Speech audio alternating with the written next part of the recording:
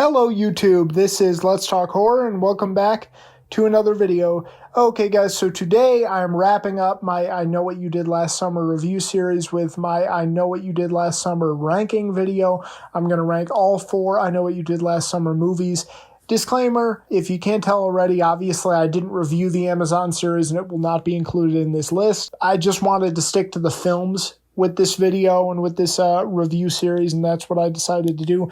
Maybe we'll get to that one at some point. I don't think I've ever seen it, or I think I started the Amazon series and didn't get through it fully, but maybe we'll get to that at some point, but it's not going to be included here. Just a general overview. Let me start with this in regards to the franchise. This is a franchise that I will say I'm a fan of, but I'm a pretty casual fan of I Know What You Did Last Summer. This is not a franchise I hold near and dear to my heart in the same way that I hold, Halloween, Friday the 13th, or even Scream, near and dear to my heart. It's a franchise I have quite a bit of nostalgia for, or at least a decent amount of nostalgia for. But again, it's not a franchise I make it a priority every July to sit down and watch. It's not a franchise I go back to all that often. It's a franchise I like enough. I don't really love it. So those are just my overall thoughts on the franchise, and let's get into the ranking. Okay, guys, coming in at the bottom of the barrel here is I'll Always Know What You Did Last Summer. Simply put, this is not only the worst this franchise has to offer, this is one of the worst slasher films I have ever seen. For as much direct-to-DVD slop as we get from franchises like Leprechaun and Wrong Turn and Hellraiser, I would watch any of those sequels over this again. First of all, simply put, is the production value on this is terrible. And I know it was a direct-to-DVD movie in the mid-2000s, but what did they have the budget of? A chicken salad sandwich? It just looks so bad. Whatever they shot this on looks terrible. I've seen plenty of other direct-to-DVD movies that look far better than this. And then we get into the actual, characters in the story, and these characters are all very one-note, all very cookie-cutter. You have the prototypical douchebag character, you have the prototypical nice girl character, you have the punk rock girl, you have the guy whose, one purpose in the movie is to create a love triangle with the douchebag character and the nice girl, and he wants to fuck the nice girl, and it's just all very one-note, all very forgettable. And then and that's the other thing is even though this is advertised as a sequel, even though this is called I'll Always Know What You Did Last Summer, it connects in no way almost to the original characters, to Julie James, to Freddie Prinze Jr.'s character. It's its own story, so it's kind of a lie in that way until we get to the last 25 or 30 minutes of the film, where just the writing and the way they try to connect it to the original 2 films is so forced and so convoluted. And then we finally get to the reveal of who is killing these kids, and the supernatural element that it's the zombie ghost version of Ben Willis killing these kids is just so laughable and so ridiculous to add such a major supernatural explanation to this series, which is very grounded. It has no hint before this of a supernatural element. It's awful. And it almost makes you laugh. I can see this being a guilty pleasure because of that, but for me, it's not a guilty pleasure. It's horrendous in every way. And pretty much, guys, if you can't tell, avoid this one like the plague. Because the best thing about getting this ranking and this review out of the way is that I never have to watch or even think about this movie ever again. And that's what I'm going to do. I'm going to pretend I'll Always Know What You Did Last Summer doesn't exist, because it comes in here at number 4, bottom of the barrel for this franchise. Okay, guys, so just a disclaimer that every movie here on out I do genuinely enjoy. So no matter where it's ranked, I do get a decent amount of enjoyment out of all these films, but coming in at number 3 is I Still Know What You Did Last Summer. It ranks miles ahead of the last one, obviously. And I Still Know What You Did Last Summer gets a lot of hate within the slasher and the horror community, but the truth is, guys, I think it's a fine sequel to I Know What You Did Last Summer. I think it's a perfectly fine, serviceable sequel to I Know What You Did Last Summer. Obviously, I have it ranked lower, on the list than the original I Know You Did Last Summer, but I've never quite gotten the hate that people have had for this one. As far as positives go, obviously, I think the kills are the one area where this movie is a slight upgrade over the original. The gore and the kills, I would say, are better. I do like the change in setting from Southport to the Bahamas, and I'm kind of glad that they didn't try to just copy, Scream and have it set on Julie's college campus or anything like that. I like the change in setting. I like the change in aesthetic. And I like that it still kind of fits with the fisherman villain. Julie James is back, and I think she's a great character in this. And I think Jennifer Love Hewitt is at the top of her game. She's really carrying the movie here. I guess maybe this is controversial, but I like Jack Black's character, and I like the overall kind of transition to a little bit more of a comedic tone with this one. As far as negatives go, I mean, everything else in this movie is worse. It's pretty much just a worse version of the original. The characters, I mean, other than Julie and Carla, the characters are not as good. We have Ty, he's the prototypical asshole character, but he's not as entertaining as Ryan Felipe was in the original. And we have Will, who's just the bland, nice guy character to the point to where there was something suspicious about him even before the reveal. Everyone else, like Estes, the bartender, the manager, it's pretty much just to build up like a weak whodunit story. It's not good. The whodunit is not nearly as well done here. It's not nearly as interesting.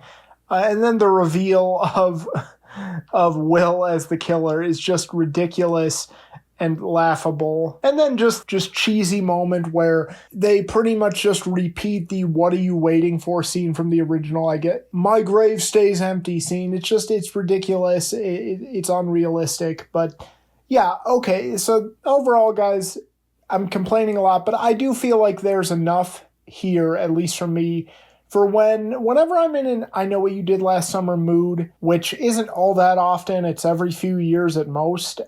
If I watch the original, I'll usually end up popping this one in as well. And to me, it's serviceable. I don't think it quite deserves the hate it gets, but it does come in here at number 3. Okay, guys, coming in here at number 2 is I Know What You Did Last Summer 2025. Yes, the new kid on the block comes in at number 2 here, folks. So I know this was a very divisive legacy sequel for a lot of people. I saw, some channels and some people that I really respect come in on the side of they loved this and this is one of the best legacy sequels. And then I saw other channels and other content creators and other people that I really respect and value their opinion say, no, this was a dud. This was actually one of the worst legacy sequels. So I was wondering which side I was going to fall on, and luckily I fell more on the positive side. I was very pleasantly surprised with this film to the point to where I almost ranked it at number 1, guys. I had to actually seriously think about putting this at number 1.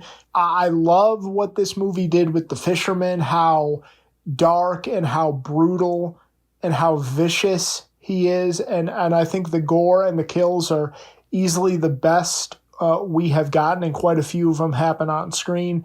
I know that was a big thing that the writer and the director were building up in the lead up to this movie, and we did get that darker, more brutal version of the fisherman, and I really enjoyed that. So I also like how much they mixed the nostalgia with, the new characters. We do get Julie James, we do get Freddie Prinze Jr., but they don't take up the spotlight. I really like that with Julie James. They didn't go the Laurie Strode route in Halloween 2018, even though I do like that version of the character. She's moved on, she's teaching, she has her own life, and she's brought in to kind of help these kids, even though she's vowed never to return to Southport again. I like that they went in a different direction with that. Obviously, they took a bold swing with Freddie Prinze Jr.'s character that I really liked. We even get the surprise return of Sarah Michelle Gellar in this that I thought was really cool. Sadly, I had that spoiled for me before going to the theater, but still, I thought it was really cool and really effective. And I did like our new characters enough as well, particularly the 2 main final girls. If I had to say the 2 big things that hold this back are the dialogue is very cringy at points, and then the other characters, the new characters introduced overall, are hit or miss. But obviously the big love it or hate it element to this movie is going to be the reveal of who one of the killers is. I really like that reveal. I like that it took that swing.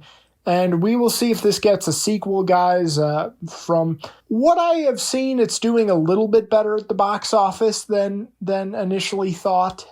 So we'll see. It looks like it's going to be a profitable movie for Sony. So we'll see if it's profitable enough to make a sequel. If it is, maybe they'll drop it on streaming. But yeah, at least for this one, if this is all we get, I did enjoy this one enough to where it comes in at number 2 in my ranking. Okay, but coming in at number 1 is the original I Know What You Did Last Summer. This is still the best version of the story. Even though it's lacking in some areas, you start off, it's got that interesting hook of like these 4 kids, they're about to start their lives. And we see our main protagonists of the movie commit a, horrible act. Someone seemingly kill them and then bury the evidence. But then, these are the people we have to follow and root for later on in the movie. I thought that was a really interesting hook, and I like that we actually follow these people. We see where their lives are 1 year later. We kind of see how their lives have completely derailed, how Helen's acting career went off the rails, how, this good girl in Julie James is on the verge of flunking out of college, how Ray just stayed in and became a fisherman, and all the plans that they had has gone awry, and how they have to deal with the trauma and the guilt in different ways. I thought it was very interesting. They're not just fodder for the killer. And then we also get introduced to the fisherman. And overall, as I said, I think the fisherman is a somewhat underrated horror villain. I believe I said that in my review. It's an intimidating looking villain, and they tie it to Southport being a fisherman town, and just overall the urban legend cliche of, a man with a hook on his hand. I like how they tied it to both those things. These characters start off as cliches, but again, they become, fairly likable later on in the movie, and you actually start to kind of get invested and care for them. All the performances are very strong. I mean, obviously, the standout is Jennifer Love Hewitt. This is the movie that really put her on the map. Freddie Prinze Jr., and then, of course, Sarah Michelle Gellar, too, as well. All 3 were really put on the map, seemingly, for this movie, and they do a good job elevating these characters with their performances. I think the whodunit is the best in this. It's actually pretty well done. A lot of misdirections. I like the development of Julie James in this movie, and then the reveal. I like the reveal, where it's actually not forced, unlike some of the other movies in this franchise, where not only did they not kill the guy they hit, but he was a murderer himself, and he spent the entire year tracking them down, wanting to get revenge. I just like how this killer differentiates himself, and this killer is different from, like, Michael or Jason or Ghostface or whatever, whereas he doesn't want to just kill them. He wants to rub their noses in it. He wants to taunt them. He wants to fuck with them as much as he can, and then ultimately kill them. And we see that at different points in the movies, like with Helen's hair and running over Barry and everything with Julie. You get the really cool "what are you waiting for" moment. It's a little cheesy now, but I still think it's cool. I still don't think this movie does anything exceptional, and it's obviously not as celebrated of a film as, say, Halloween or Scream or whatever. It's obviously not, it's not nearly as celebrated as the original Scream, and for good reason. I don't think it does anything truly exceptional. I think the kills are very bland. Most notably, these are very bland kills. That's one of my big flaws of the movie. The other thing is, simply put, the jump scare ending. I don't know why this franchise had an obsession with the jump scare ending, but it hasn't aged well. This jump scare ending hasn't. I still Know What You Did Last Summer's jump scare ending hasn't. I'll Always Know What You Did Last Summer's kind of jump scare ending hasn't. I don't know why this franchise had an obsession with that for so long, but it hasn't aged well. But other than a few flaws that do hold it back a bit, the lack of gore, the lack of, the bland kills, the jump scare ending, and it just not doing anything exceptional, this is one I still always enjoy quite a bit whenever I go back and revisit it, even though this franchise isn't one that I revisit all that much. This is still one I always enjoy every time I put it on, and it comes in here at number 1 in this franchise. Okay, guys, that's going to do it for me today. That is my ranking of the I Know What You Did Last Summer franchise. Comment below and let me know your thoughts. Do you agree with my ranking? Do you disagree with my ranking? Do you agree with my thoughts on these movies? Do you disagree with my thoughts? Let me know in the comment section below, and I will see you guys later. Okay, take care.